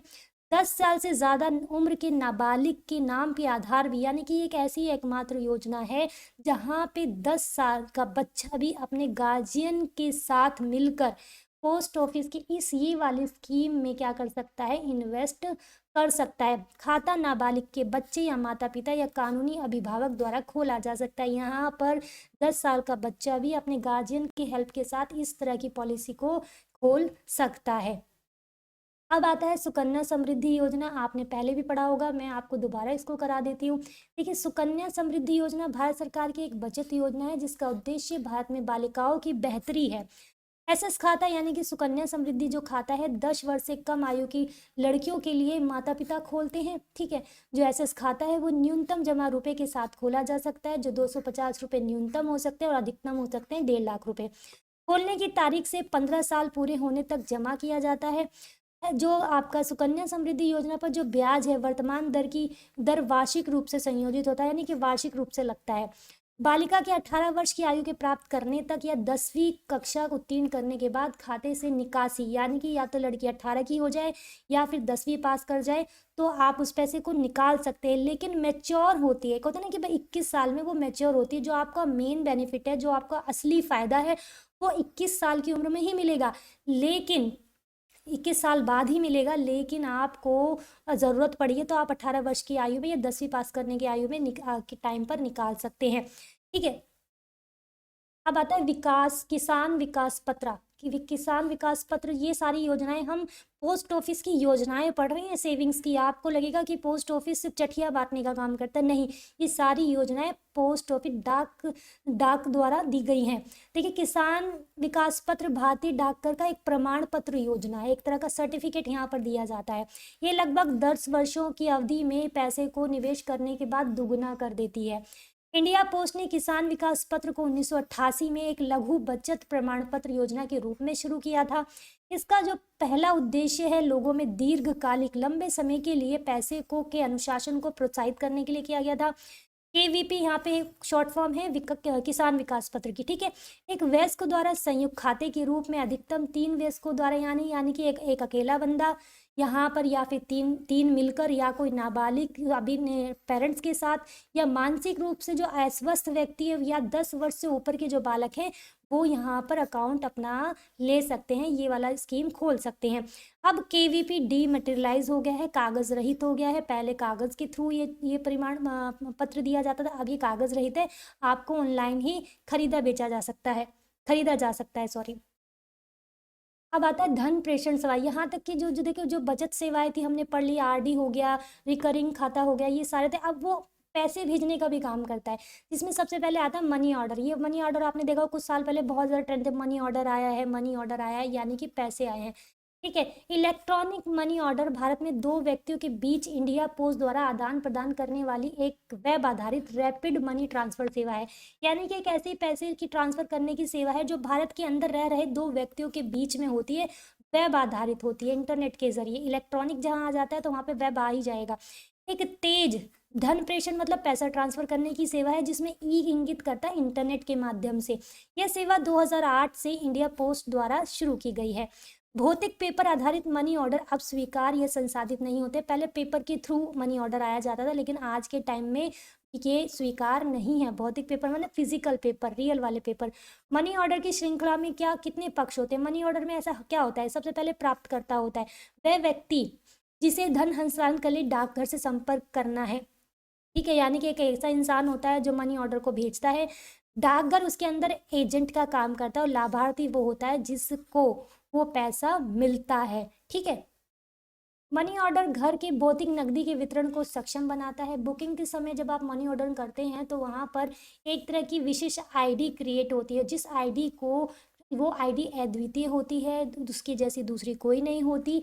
तो उस आईडी को आप मनी ऑर्डर के टाइम पे ट्रैक भी कर सकते हैं, आपको रहेगा कि आपका पैसा किस तरीके से किस टाइम पे आपको मिल जाएगा। और मनी ऑर्डर में जो राशि भेजी जाती है वो 5,000 से ज़्यादा नहीं होनी चाहिए।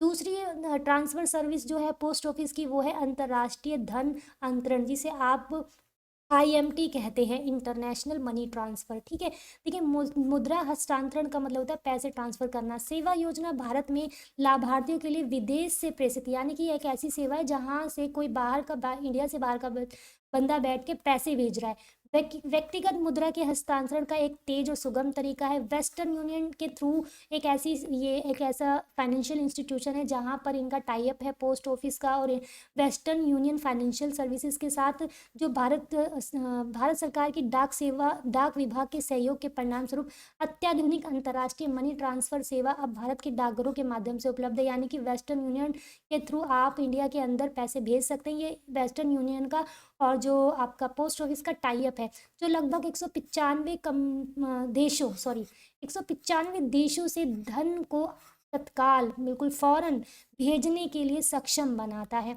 भारत के देशों और क्षेत्रों में प्रेषकों द्वारा प्रेषण किए जाने के बाद प्राप्तकर्ता वास्तव में मिनटों में धन एकत्र कर लेता है, यानी कि एक इंस्टेंट पैसे मिलने का एक तरीका है जहां पर अंतर्राष्ट्रीय यानी कि विदेश से बैठा इंसान भी पोस्ट ऑफिस के जरिए अपने अपने अपनों को पैसा भेज सकता है, जिसमें वेस्टर्न यूनियन जो है वो हेल्प करती है, वो सहयोग करती है। ठीक है, अगला जो आपकी मनी सेवा है तत्काल मनी ऑर्डर। देखिए भारतीय डाक तत्काल मनी ऑर्डर सेवा प्रदान करता है, तो जो तत्काल सुरक्षित विश्वसनीय और सुविधाजनक है। 1,000 रुपये से लेकर 50,000 रुपये तक की राशि नामित आईएमओ की डाकघरों के माध्यम से भेजी जा सकती है। ये एक तत्काल वेब आधारित धन वेब यानी कि इंटरनेट का जरूर इस्तेमाल हो रहा है यहाँ पर आधारित धन अंतरण सेवा है, जो प्रेषक को निर्धारित फॉर्म भरना होगा या वैध फोटो पहचान पत्र के साथ प्रस्तुत करना होगा। यानी कि अगर आपको इंस्टेंट पैसे भेजने हैं तो आपको एक फॉर्म भरना होगा, अपनी पहचान पत्र फोटो देनी होगी, अपनी कोई आईडी प्रूफ देना होगा। मनी ऑर्डर कमीशन प्रेषण की राशि के आधार पर भिन्न भिन्न होता है। देखिए प्रेषक द्वारा चयन किए गए 33 मानक संदेश हैं। प्राप्तकर्ता को डाकघर जाना होगा, निर्धारित फॉर्म भरना होगा और धन प्राप्त करने के लिए पहचान पत्र प्रस्तुत करना होगा।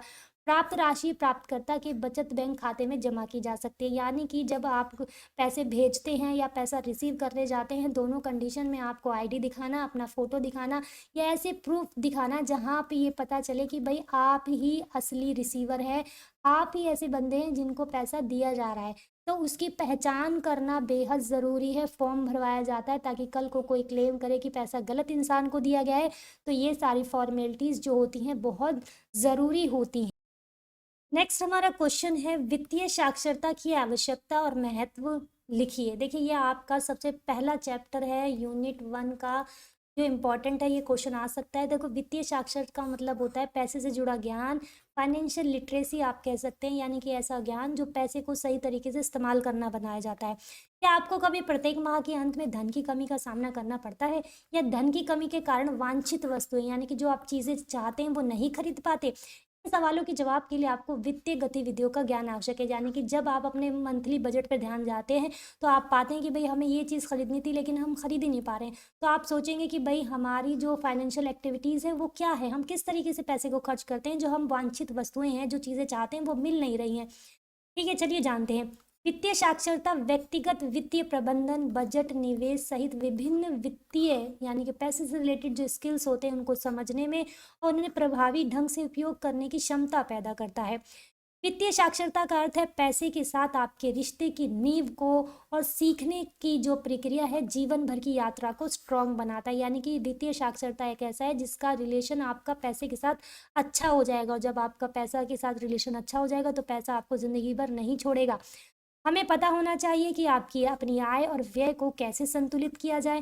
वित्तीय साक्षरता एक आवश्यक कौशल है, स्किल है। ठीक है, एक ऐसा स्किल है जो आपको लॉन्ग टर्म की जो आपकी लक्ष्य है वो पूरा करने में आपको मदद करता है। वित्तीय साक्षरता लोगों को सशक्तिकरण की भावना देता है, उनके जीवन की गुणवत्ता को बढ़ाता है। 400 साल पहले शुरू गई वित्तीय साक्षरता, अब यह सोचे कि भाई आज के ज़माने में ही वित्तीय साक्षरता आई है, तो ऐसा कुछ नहीं है। किसी अन्य तरीके से बिजनेस पहले भी होते थे, लोग अपना पहले भी अपने पैसे को मैनेज करते थे, तो वित्तीय साक्षरता पहले भी थी, लेकिन तरीके जो थे वो अलग अलग उद्योगों में अलग अलग तरीकों से बंधे हुए थे।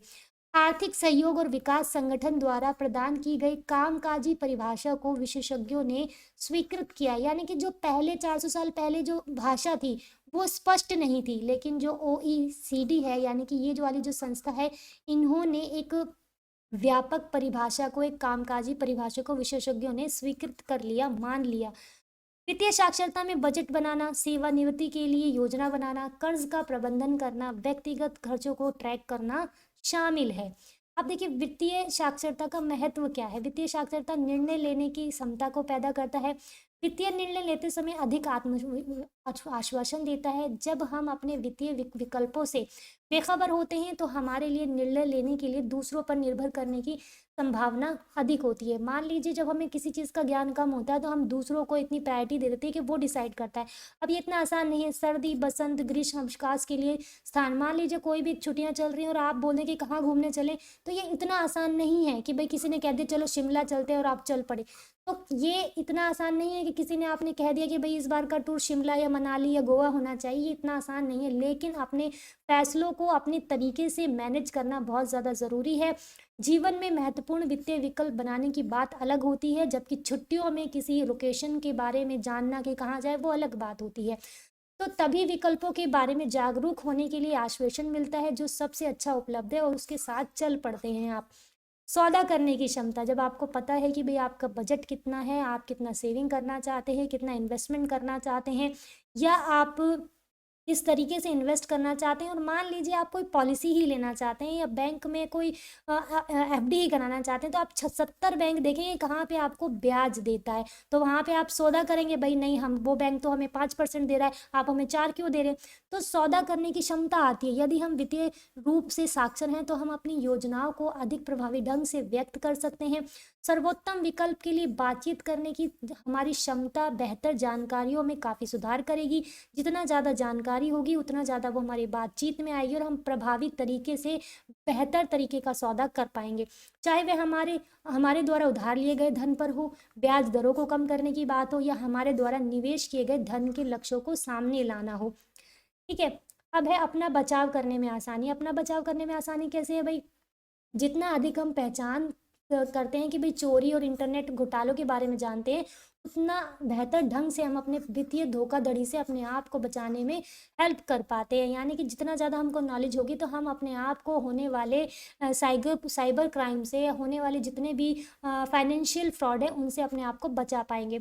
हमारे उद्देश्यों तक पहुंचने की हमारी संभावनाओं को बढ़ाता है। वित्तीय लक्ष्य निर्धारित करना एक बात यह है कि हालांकि जब हमारी वित्तीय आकांक्षाओं को हकीकत में बदलने की बात आती है तो उन लक्ष्यों को प्राप्त करने के लिए क्या आवश्यक है। हम चाहते हैं कि भाई मैं अमेरिका में जाके पढूं, लेकिन पैसा कहाँ से आएगा? जब मुझे पता है मेरे लक्ष्य क्या हैं और उसके लिए क्या ज़रूरी है, और उसको ज़रूरी पूरा करने के लिए हम क्या करेंगे, अपनी अपनी प्लानिंग करेंगे, अपने फाइनेंशियल बजट को देखेंगे। तो इसकी अधिक समझ होने से भी फ़र्क पड़ता है। जब मुझे अपने लक्ष्य क्लियर हो जाएंगे तो मैं उस लक्ष्य को पाने के लिए प्लानिंग करूंगी, चीज़ों को अरेंज करने की कोशिश करूंगी। जीवन स्तर प्रदान करता है, उच्च जीवन स्तर प्रदान करता है सबसे आर्थिक और रूप से साक्षर व्यक्ति, यानी कि जिस इंसान को आर्थिक फाइनेंशियली रूप से, जिसके पास एजुकेशन है, जिसको पता है पैसे को कहाँ से अच्छा है, वो तो आज सबसे अच्छा कमाने वालों में से, यानी कि वो 10,000 तो कमा रहा है लेकिन 10,000 में भी पता है उसको 2,000 कैसे बचाने, यानी कि वो अच्छा बचा रहा है। जिन लोगों के पास वित्तीय सलाहकार थे उनमें भी वित्तीय साक्षरता स्तर उच्च था। यानी कि मान लीजिए उसके पास नॉलेज नहीं है लेकिन फिर भी वो बैंक में गया और वहाँ पे जाके वित्तीय जो फाइनेंशियल एडवाइजर थे उनसे जाके पूछ लिया, सब कुछ कर लिया, और उसको क्या किया, वो भी क्या उसकी जो जीवन शैली होगी वो भी अच्छी होगी। यानी कि कहने का मतलब ये है कि अगर आपके पास फाइनेंशियल लिटरेसी है, वित्तीय साक्षरता है, पैसे को सही तरीके से इस्तेमाल करने की टेक्निक है, तो आप उस इंसान से भी बेहतर अपने आप को पाएंगे जिसके पास बहुत सारे पैसे हैं लेकिन वो फिर भी कर्ज में डूबा पड़ा है, उसको रहने का तरीका नहीं है। ठीक है। वित्तीय साक्षरता हमारे जीवन पे क्या प्रभाव डालता है, चलिए जानते हैं। अपनी आय और व्यय को पहचान, यानी कि सबसे पहला इफेक्ट तो यही होता है कि हम ये जान जाते हैं कि हमारे पास आय के साधन कौन से हैं और हम खर्च कितने कर पाते हैं।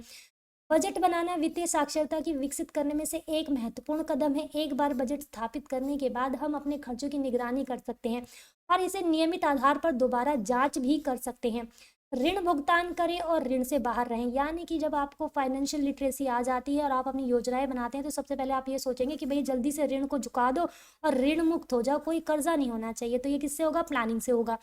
ऋण की शर्तों की तुलना करते समय सबसे कम ब्याज दरों की तलाश करने की लंबी अवधि, यानी कि मान लीजिए आपने कोई लोन उठा लिया और आपकी जो ब्याज दरें हैं या जो आपकी प्रीमियम है या जो पॉलिसी की जो पेमेंट जा रही है बहुत ज़्यादा है, तो आप उसकी लंबी अवधि कर दोगे। लंबी अवधि से क्या होगा, जो आपका महीने का बजट है उस पर इम्पैक्ट नहीं आएगा, और लंबी अवधि में जो ब्याज होता है उस पर थोड़ा कम देना पड़ता है। वहीं आप अगर जो 20 साल में आप 5 साल में निपटाएंगे तो आपका बहुत सारा पैसा जाएगा और ब्याज भी ज़्यादा आपको देना पड़ेगा। ठीक है। क्योंकि ब्याज लागत से बचने के लिए प्रत्येक महीने में पूरे क्रेडिट कार्ड की राशि भुगतान किया जा सकता है। ये अपने अपने तरीके होते हैं कि आपको ऋण से कैसे चुकाना है या कैसे बाहर निकलना है। कर्ज में जाने या दिवालिया होने की घोषणा करने से बचें। देखिए, जब आप फाइनेंशियल लिटरेसी को पढ़ लेते हैं तो क्या होता है, कर्ज ऋण को जमा होने से रोकने, यानी कि अपने ऊपर ऋण को बढ़ने ना दें, और एक आपातकालीन यानी कि एक इमरजेंसी का खाता बना के रखें कि इस कंडीशन में आप क्या कर सकते हैं कि उस ऋण को चुका के ऋण मुक्त हो सकते हैं, दिवालिया घोषित होने से बच सकते हैं। अनावश्यक खर्च कम कर रहे हैं और अपनी बचत को एक अलग खाते में डालना शुरू कर सकते हैं।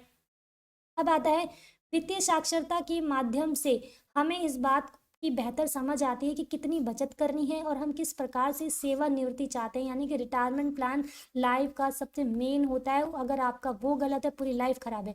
और वहाँ कैसे पहुंचे? बचत का मूल्य जानने के लिए नियमित बचत आपातकालीन स्थितियों की भी गद्दी है। यानी कि बचत का मतलब ये नहीं है कि बुढ़ापे में चैन से खाएं।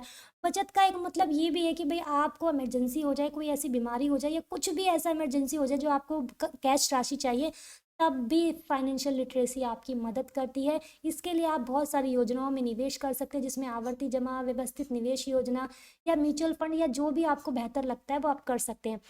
वित्तीय रूप से साक्षर व्यक्तियों की वित्तीय धोखाधड़ी के शिकार होने की संभावना भी कम हो जाती है। अगर कोई आया बैंक का बंदा, वो बोला 5 लाख दे दो आपको 10 लाख मिलेगा, 5 लाख आपने दिए, 10 लाख की जगह आपको 5 भी नहीं मिला, वो घाटे में चला गया क्योंकि उसने शेयर मार्केट में लगा दिया, तो वो रिस्क में चला गया पैसा। तो यानी कि अगर आपके पास नॉलेज नहीं होगी तो आप घाटे में चले जाएंगे। अगर वहीं आपके पास अच्छी नॉलेज है, आप अच्छे काउंसलर से बात करते हैं, तो आपको धोखाधड़ी या घाटा होने की संभावनाएं उतनी ही कम हो जाती हैं। अब आ जाते हैं शॉर्ट नोट्स पे, जो बहुत ही इंपॉर्टेंट है। मैंने ढूंढ ढूंढ कर इनकी हिंदी भाषा में ट्रांसलेट करने की कोशिश की है। सबसे पहले आता है इक्विटी शेयर। देखिए, किसी भी कंपनी में निवेश करके आपको उस कंपनी में हिस्सेदारी मिल जाती है एज ए ऑनरशिप की। ऑनरशिप मतलब मालिकाना हक मिलता है, लेकिन ये मालिकाना हक ये नहीं कि आप पूरी कंपनी के मालिक बन गए, थोड़ा बहुत मालिकाना, आंशिक रूप से। अगर जिस कंपनी में आपने निवेश किया है वह कंपनी आपने शेयर बाजार में बेच दे, तो आपको रकम आपको प्राप्त होगी। यानी कि ये जो शेयर होते हैं ये एक तरह से क्या होता है कि आप उस कंपनी में आंशिक यानी कि थोड़े बहुत मालिक बन जाते हैं, और ये हमेशा ये जो शेयर होते हैं कंपनी के पास ही रहते हैं। और जो कंपनी खत्म होती है तब ये वापस आपको उसका जो पेमेंट है, जो रकम है, वो आपको दे दी जाती है।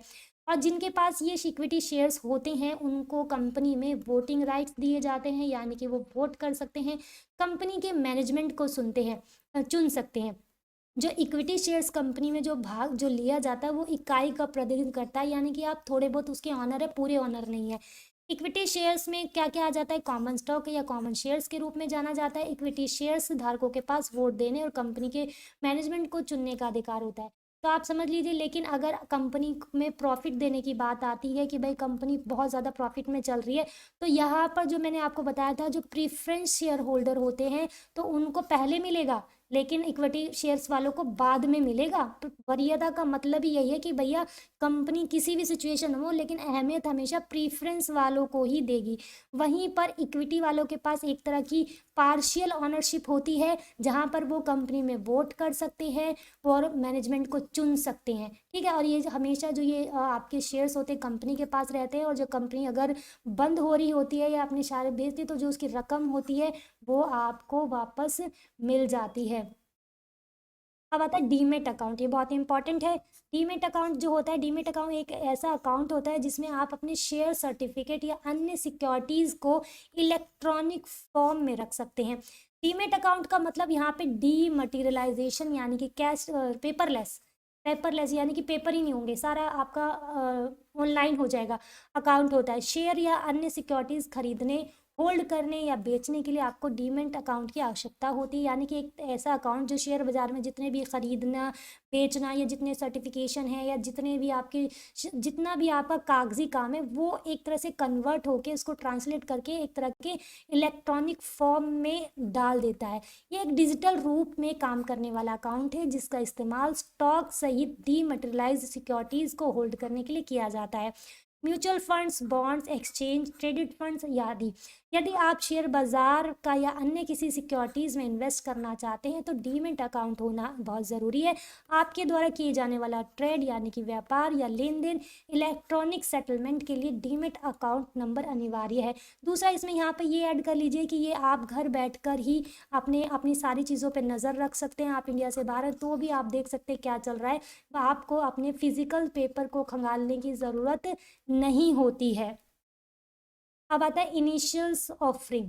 इनिशियल्स ऑफरिंग, ये देखो बहुत ही इंपॉर्टेंट है। इनिशियल्स ऑफरिंग जब हमने प्राइमरी मार्केट पढ़ा था, प्राथमिक मार्केट पढ़ा था, तो प्राथमिक मार्केट में जब फर्स्ट टाइम शेयर्स दिए जाते हैं उन्हें इनिशियल पब्लिक ऑफरिंग ही कहा जाता है।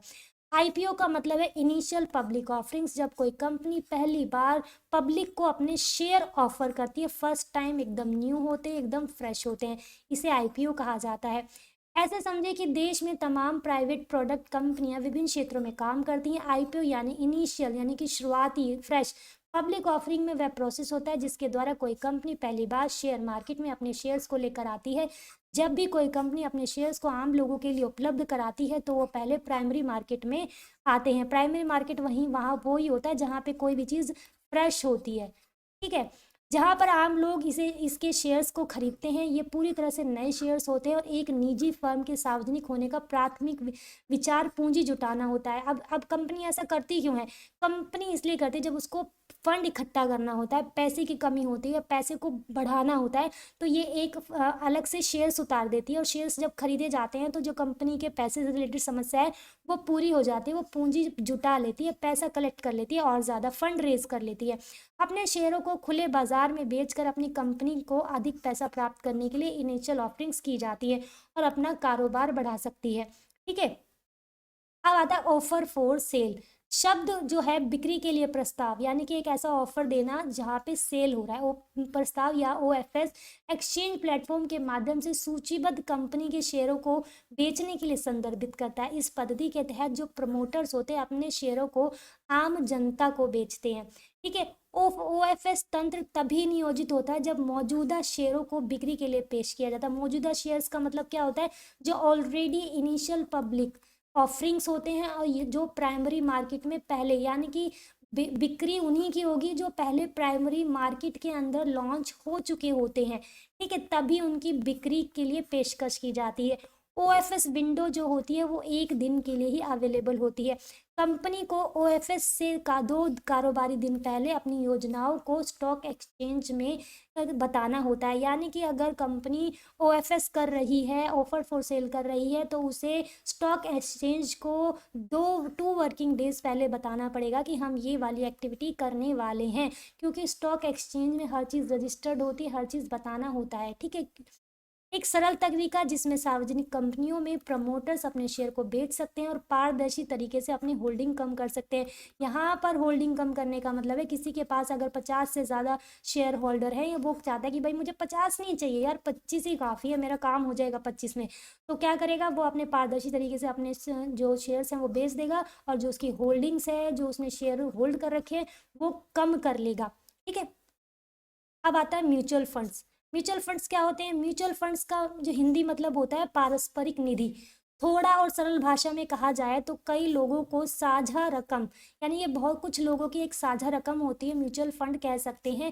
दरअसल म्यूचुअल फंड में कई लोगों का पैसा एक साथ मिलाकर शेयर बाजार में निवेश में लगाया जाता है। इस तरह के म्यूचुअल फंड्स में आपके साझा पैसे का सामूहिक निवेश किया जाता है, यानी कई सारे लोग जो होते हैं एक साथ निवेश करते हैं। ये फंड्स अलग अलग मार्केट कैप, कैप का मतलब होता है कैपिटलाइजेशन, वाले स्टॉक में निवेश किया जाता है। फंड मैनेजर सही से स्टडी कर कर फिल्टरिंग के बाद ही शेयरों को सिलेक्ट करता है। यहाँ पर क्या होता है कि आपने 2-4 लोग हुए, पैसा लिया, फंड रेजर होता है, ये जो आपका मैनेजर होता है बहुत ज़्यादा स्किल बंदा होता है, वो अपने नॉलेज के हिसाब से शेयर को सेलेक्ट कर लेता है इन्वेस्टमेंट के लिए। इसके बाद जो भी बेनिफिट मिलता है वो आपके म्यूचुअल फंड्स के जो कस्टमर्स होते हैं उनके बीच में बांट दिया जाता है। इसके साथ ही इस तरह के जो म्यूचुअल फंड्स का जो सबसे अच्छा फ़ायदा होता है डाइवर्सिफिकेशन है। ये रिस्क को कम करने के साथ रिटर्न को भी बढ़ाने में मदद मिलता है। फोकस्ड फंड में अच्छी तरह से स्टडी करने के बाद सेलेक्ट गए शेयर में इन्वेस्ट किया जा सकता है, ठीक है। अब है स्टॉक मार्केट क्या होती है, ठीक है। देखिए स्टॉक मार्केट क्या होती है, ये एक ऐसा स्थान है जहाँ पर सार्वजनिक सूचीबद्ध कंपनियों के शेयरों का कारोबार किया जाता है। यानी कि यहाँ पर वही कंपनियाँ काम कर सकती हैं जो सूचीबद्ध हैं, ठीक है, कंपनीज एक्ट में रजिस्टर्ड हैं। वो पब्लिक लिमिटेड कंपनियां कॉरपोरेट संस्थाएं हैं जो भारतीय कंपनी अधिनियम के तहत, जो आपका कंपनी एक्ट है उसमें इन कंपनियों का रजिस्ट्रेशन होना ज़रूरी है, तभी वो स्टॉक मार्केट में काम कर सकती हैं। सही शेयरों में निवेश करने से व्यापारियों को त्वरित लाभ, इंस्टेंट लाभ प्राप्त करने में मदद मिल जाती है। स्टॉक एक्सचेंज वित्तीय उत्पादों में व्यापार करने के लिए एक मंच प्रदान करता है। व्यापार से पहले कंपनियों, व्यापारियों और निवेशकों को सेबी और एक्सचेंज के साथ पंजीकरण करना होता है। यानी कि सेबी और एक्सचेंज एक ऐसी हैं जहां पर आपको हर एक्टिविटी को क्या होता है बताना होता है, रजिस्टर्ड करना होता है। शेयर बाजार में किसी स्टॉक के दाम को शुरुआत में कंपनी तय करती है, जिसके बाद लोगों के द्वारा ट्रेड किया जाता है। यानी कि जब शेयर जो होते हैं जब बेचे जाते हैं, तब क्या होता है कि इनिशियल ऑफरिंग में जो कंपनी जिस प्राइस पे वो देती है वो सब खरीदते हैं, लेकिन जो बाद का लेन देन होता है आपस में, उसमें ये दाम जो होता है वो घटता बढ़ता रहता है। यानी कि स्टॉक मार्केट ऐसा एक बाजार है जहाँ पर कंपनीज एक्ट में रजिस्टर्ड कंपनियां व्यापार करती हैं। और वो व्यापार क्या होता है, शेयर्स होते हैं, बॉन्ड्स होते हैं, सिक्योरिटीज होती हैं, बहुत सारी ऐसी चीज़ें होती हैं जिनसे उनको त्वरित इंस्टेंट लाभ मिलता है। और यहाँ पर क्या होता है, जो जब कंपनी किसी दामों को बेचती है तो फिक्स होते हैं, लेकिन बाद में जब उनका ट्रेड या व्यापार किया जाता है तो दाम जो होता है वो घटता बढ़ता रहता है।